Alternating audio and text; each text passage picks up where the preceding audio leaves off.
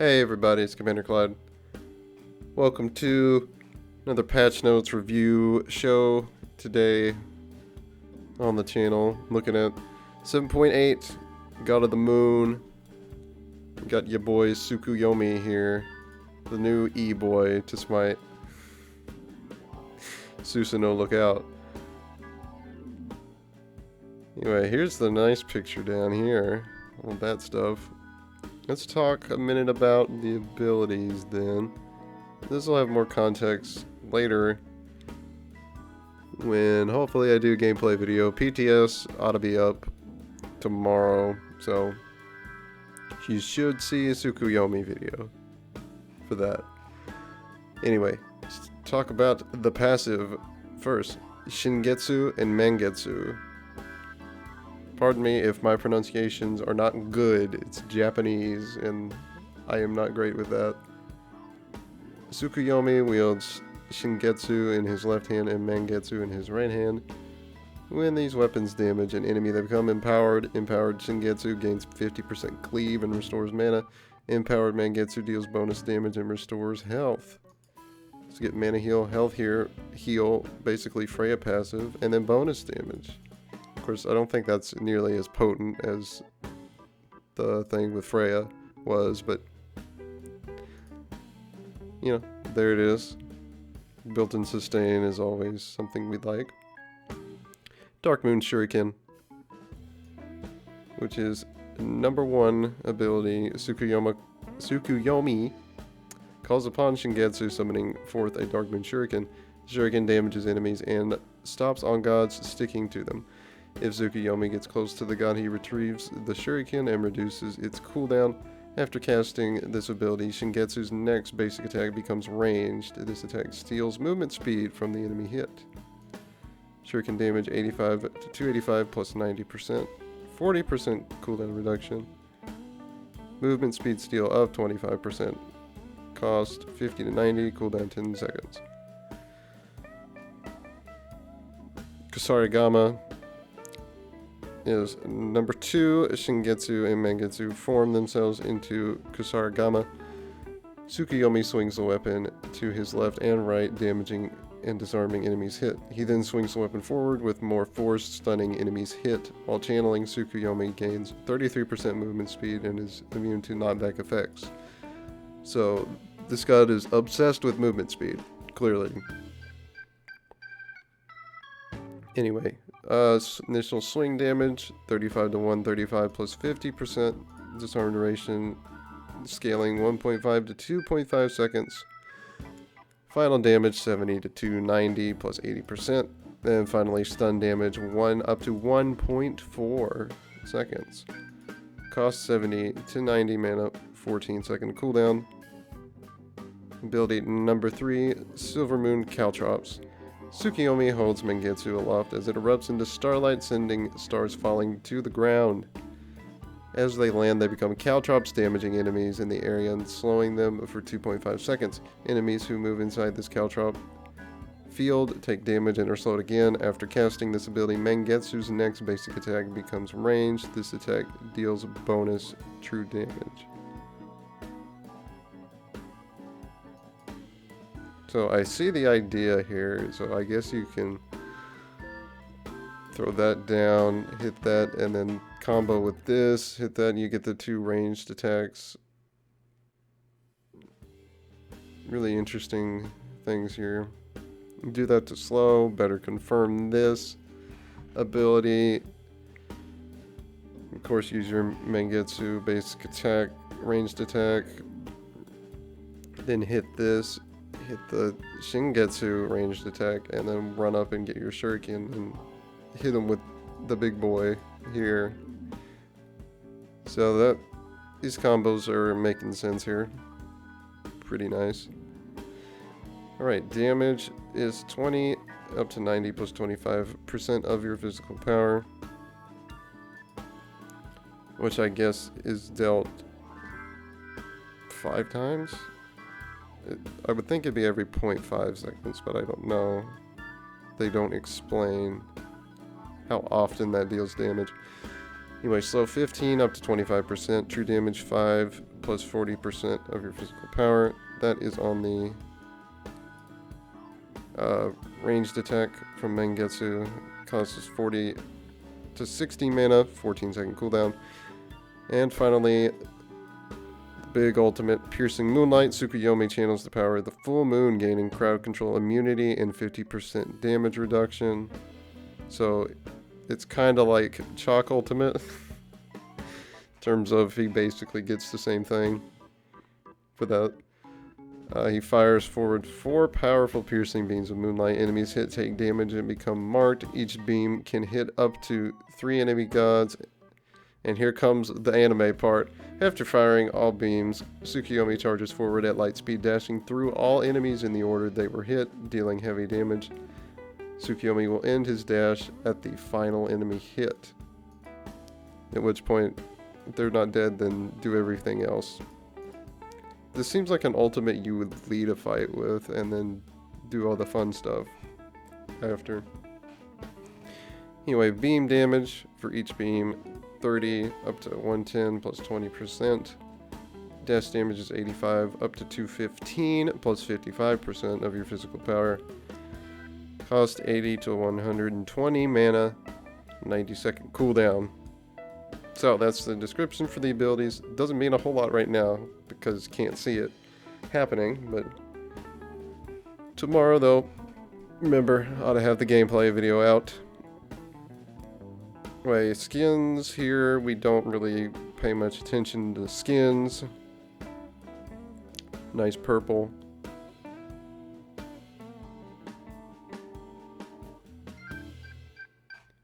Release schedule. Bonus update will be out next week. August 11th is your boy, Tsukuyomi. And then the bonus update for this patch, which will be later.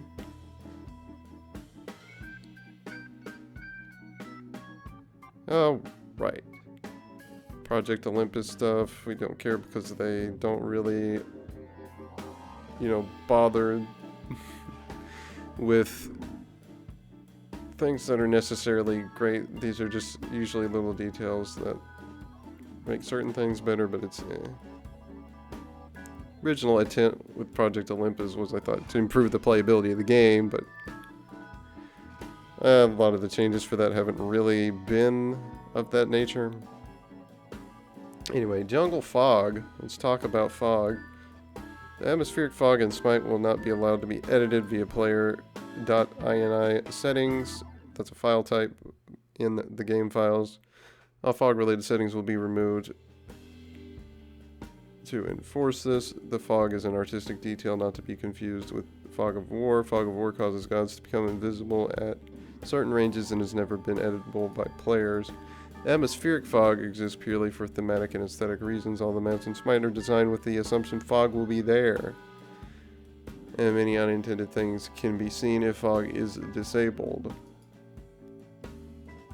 To clarify the rules in SMITE TOS at this topic, editing game files for SMITE is against TOS. The only exception is the .ini. Editing .ini has been against the rules for competitive play for some time. This was a separate ruling made by SMITE Esports, independent of the dev team. The dev team recommends they do not edit these files as it could lead to unexpected issues. However, devs will not seek to punish players who did this.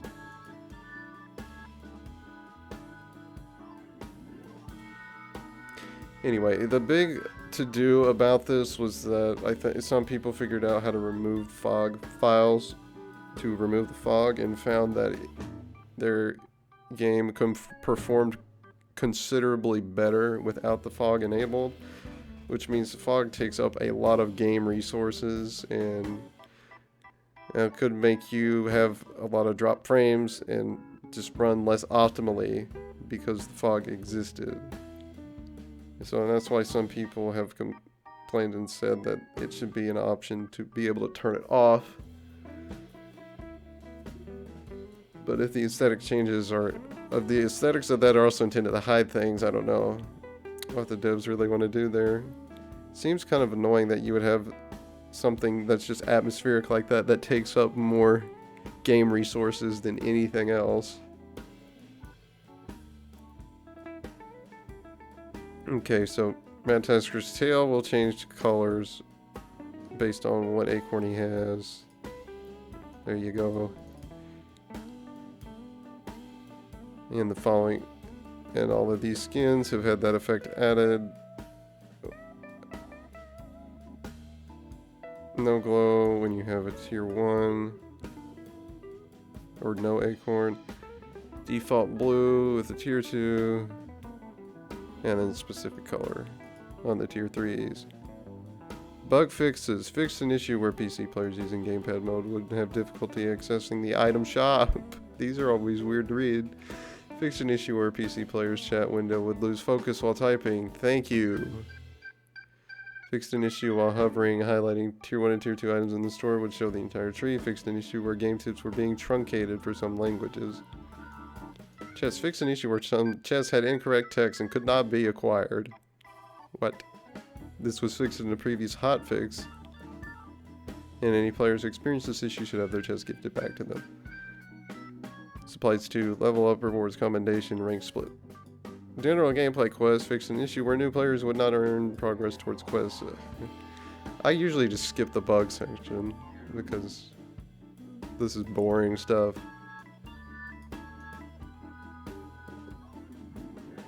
Moving forward. Any member of the team who's disconnected for more than 90 seconds before 10 minutes will trigger the early surrender. Thank you. If a team surrenders before 10 minutes, all players disconnected for at least 90 seconds will receive increased MMR TP loss.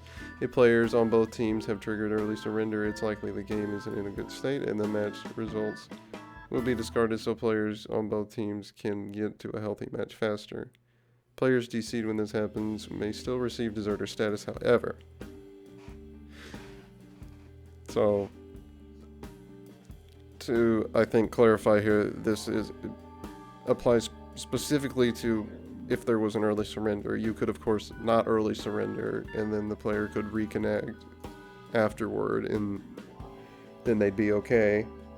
But you never know that. And with some people, sometimes people have problems launching SMITE a lot, and it can take you longer than that to get the game back open if you crash or have to restart. So I don't know if that's gonna be great.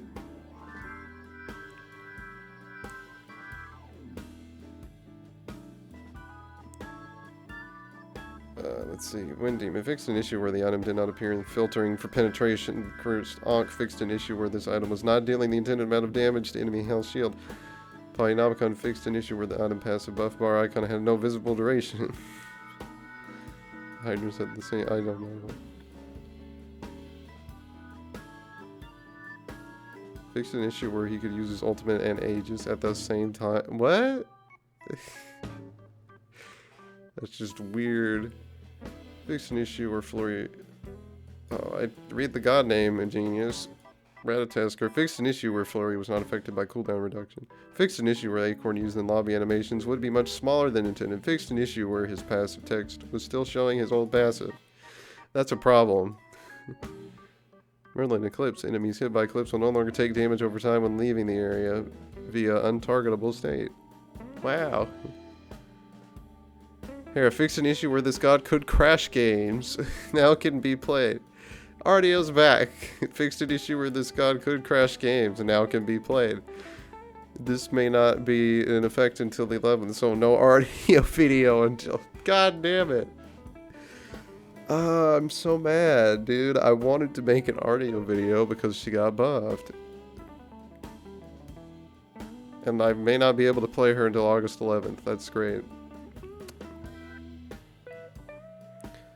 Kamazak's fixed an issue where Blue Love Spirit Satyrs were granting Kamazak stacks of vampirism. Chang'e fixed an issue where Chang'e would be warned to buy a second relic throughout the entire map. Why is that specific to Chang'e? Bro, I fixed an issue where his passive buff bar icon had no visible duration. Again, Morgan fixed an issue where certain audio cues were not playing on her default skin, added a unique explode sound to her third basic attack for her default in all skins. Cool. Chronos fixed an issue where Z color looked like his base skin. Susanoo fixed an issue where Zuko's skin did not receive the updated voice line, "That's rough, buddy," intended to be used for "That's too bad."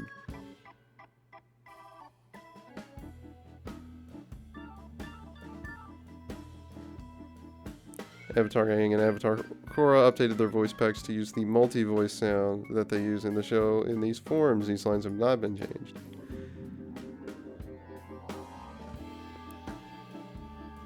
Whatever. Balance Live with the Gods of the Moon update. Conquest map lighting has been updated for better performance and artistic representation. I literally don't see a difference. I don't I don't know.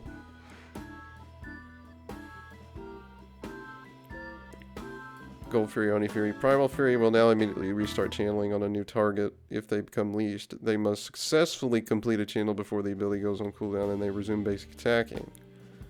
The Pyromancer, Infernal Ritual, now inflicts a large amount of damage on the AoE hit. Centaur Speed Buff Camp Spear Thrust increased base damage from 45 to 55, and increased scaling from 12 to 18. Ooh, the big boys. Duel matches will no longer award first blood gold bonuses to players who first kill the enemy god, probably because it was allowing people to snowball too easily. Which is probably a good change on a map that's become so PvE oriented. They'll give them more gold than they really need.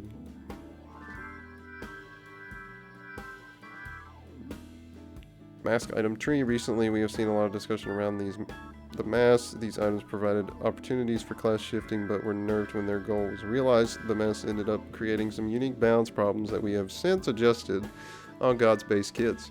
We want to bring power back to these masks where it makes sense, increasing their perks or decreasing their negatives to encourage exploration with these items. The only exception is Bumba's mask. Movement speed is a dangerous stat to have too much of. Best stat in the game, honestly. And players tend to perceive this item as frustratingly strong or totally useless. Every time I see it, it's always used to great effect. Like, this item is great. I hate it, but I love it. And you know, it's hard to process how I feel about this. What this means is that by the time it is considered good, it is likely breaking things at a fundamental level. Rangda's mask and Lono's mask have room to be good without causing this problem. We are removing Bomba's mask for now, but we hope to return it to the game with a new and more unique design within a few updates. My boy Cosmos is gonna cry about that. He loves Bombas. Oh god. Rangda's mask, decreased damage taken increased from 25 to 20%. Lono's mask, increased protection from 35 to 40, increased health from 200 to 250. Yes, this item's just frustrating, just annoying. It's not like silly. It's more annoying than anything. There are some gods that use this item way too well, but that's often in very unlikely scenarios, as I don't see anyone doing this crap outside of Arena. Anyway, Stone of Binding is an interesting cheap item for supports looking to be more aggressive with their setup. A boost of MP5 encourages more ability usage and makes it a more enticing choice for ability heavy supports. Now provides plus 10 MP5. They say it is a support item, but this is buffing it for solo laners. Honestly, the 10 MP5, are you kidding me, dude? Like, every Guardian solo is going to get this now. Like, a lot of situations with Guardian solo were already calling for this item, but now with the extra MP5, that's even better. Reinforced news. Taking this is something we are watching closely from our own internal metrics to player feedback. We want to ensure that building defense feels meaningful. The soft adjustments to items like Spear of the Magus, Heartseeker, and Soul Reaper should help tanks feel better. We want to ensure existing tank options feel impactful. Reinforced shoes and greaves are rarely used and are a perfect place to bring some additional strength to tank rolls. I wouldn't say rarely used. There are plenty of situations in solo with warriors where you actually do want to build these. So don't fully agree with that. As a support, as an item for supports, it's not done nearly as much, I don't think. But more health, which is always great when you have a buff Stone of Gaia. Achilles was heavily nerfed a short while ago, and the mid-season meta adjustments only served to hurt his metrics even more. He now seems to struggle in most solo lane matchups. We are boosting Shield of Achilles base damage to help him better clear and poke in the laning phase. Increase base damage 80 to 300 to 100 to 320. Ooh, early damage. Maybe, is it just me? Am I the only person that just can't understand how to fight this character properly? Is it just me? Because every time I fight Achilles, it's terrible, and I want to die. I don't... I just must be me. Okay. He's just one of those... Everybody's got that one god that they just cannot figure out what to do against. Anyway, Athena...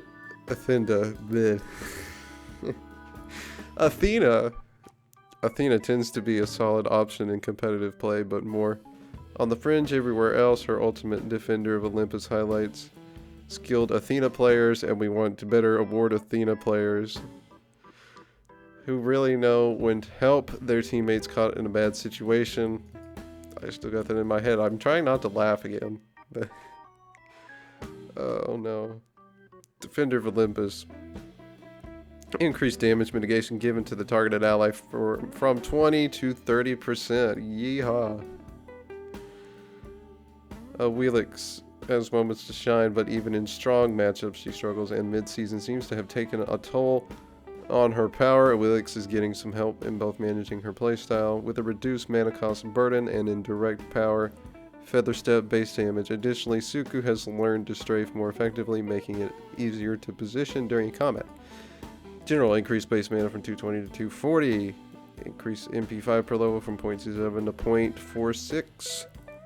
Feather Step increased base damage from 40 to 180 to 50 to 190. And remember, these are doubled for the AoE version of this ability. Once you do 2 autos and then hit that. Summon Tsuku, decrease mana cost from 50 to 70 to 30 to 50. Increase strafe speed on Tsuku by changing his hard cap on movement speed from 225 to 275. Updated ability description to show this is a speed cap, not percent reduction of speed. Fixed an issue where this ability would go on cooldown if interrupted.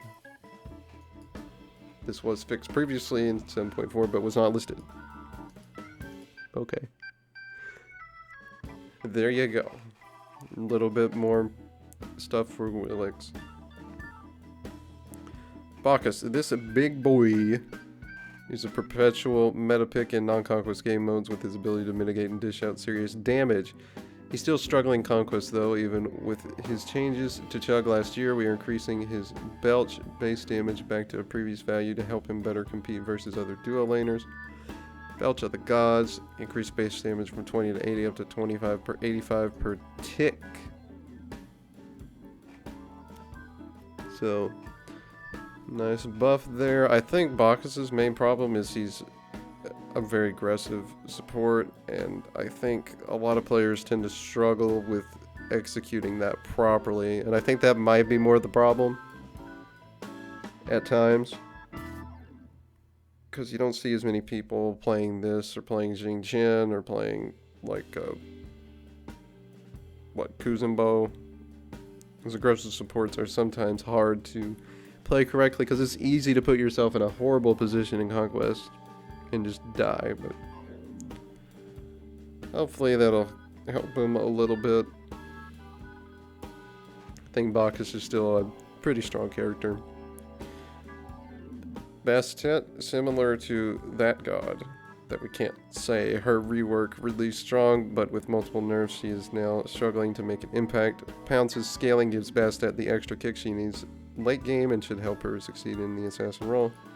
Increased physical power scaling from 90 to 100%. Yes. Because if you do typical build for her, you can hit the scaling damage by itself is like 300 or more. It could be 300 or more damage. It's a lot. Kabrakin has not seen much play for a long time. While we meme him as Fat Loki, he struggles as a guardian, and even when going damage, it's difficult to really lock down opponents. Seismic Crush will now be a consistent 1-second stun, giving support Kabrakin a consistent moment to play off and lessening the diminishing returns inherent in his abilities.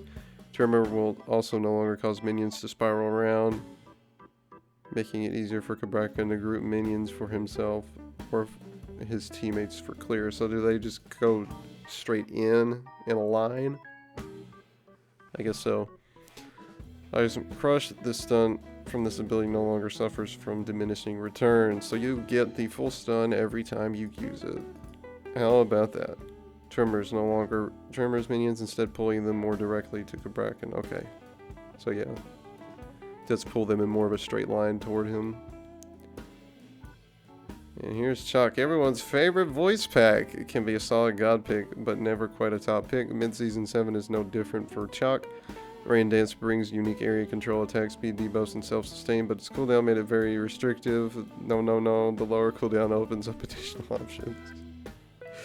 Rain Dance, decreased cooldown from 18 to 16 seconds, because you're not already building full CDR on this character, because it's silly to do that. I mean, because, bro, Rain Dance every 9 seconds, and then, you know, axe cooldown and all that. I mean, if you go full cooldown on this god, that cooldown is not bad. It's being good. Stop buffing Chuck, he's gonna get too strong. I know I bill myself as a Chuck main, but like, I know when buffing a god is too much. Can you stop? He doesn't need more. You gave him an attack speed debuff on a slow that heals you for like more healing than any other ability in the game. More consistent healing anyway. I mean, Hercules and Hades can, yes, heal for more technically, I think, but that's usually situational. Anyway, Cullen is another god that was able to leverage Gladiator's shield really well with multiple abilities to trigger it. He gained bonus sustain during team fights. We are lowering the cooldown on his primary poke to give him more options during extended fights. Even though that passive is still hella good in that early game. Barbed Spear, Ground Slam, decreased cooldown from 16 to 12 to 15 to 11. Okay. 1 second, I guess that's helpful. And this god had a strong few patches during a visual rework, but with repeated nerfs she has fallen out of favor. The Spirit Ball change was likely a nerf too far, so reverting this should place her in a healthy spot. Decreased cooldown from 12 to 10 seconds. And then the husband, Osiris, here he is. Warriors have seen many adjustments in recent patches with many changes in their itemization. We are bringing up some warriors that we have seen struggle more directly with these changes. We expect that over time many different strategies will be figured out and will be responsive to these shifts. I don't know how Osiris could ever have a problem. This god is just good, period. Like, he's always been a meta pick in the soul lane. He can fight anything. The fact that, of course, he doesn't have the Glad Shield now, but I really don't think that's a big deal for him. Osiris heavily relied on low cooldown spam with Gladiator's Shield to sustain himself while he still bullies the early game. We wanted to give him better utility during team fights. Judgment Tether will now provide some additional damage reduction to enemies tethered. I mean, well, yeah, that's the only spot in his game that is the weak point, is his team fighting, because he's a single target god most of the time. Judgment Tether, increased damage reduction from 10 to 30% to 15 to 35%. Which is, of course, why his early game in sustain is so important. Is because he has to be ahead to be effective in team fights. Otherwise, there are other solo laners that will kind of beat him in the late game. Because he can't really fight a whole team at once, he has to pick a target. Anyway, I mean, with the solo lane right now, we're seeing a lot of build changes. I think we're going to see... Man, got this itch on my lip here. And anyway, I think we're going to see a lot more of health builds happening. A lot more health in builds. Because you got buff Gaia. Now they're going to buff like tank boots here. There's a lot of items that already have health that are useful. Like the sledge. Like Genji's, like Void Shield. There's a lot of really useful solo lane items that have health on them, so you're going to see that a lot more, I think. Which could help or hurt him in the long run when if he's got that much sustain though, then constant DPS, he comes out better, I think. So, Osiris in a good spot right now, I think. Fine, it'll be interesting to see where we end up in a couple weeks with the solo lane. Anyway, with that, guys, that's going to do it for God of the Moon here. Thanks, everybody, for watching. Like and subscribe if you enjoyed that. As always, check the help links down in the description. And I will see you guys next time for some more SMITE.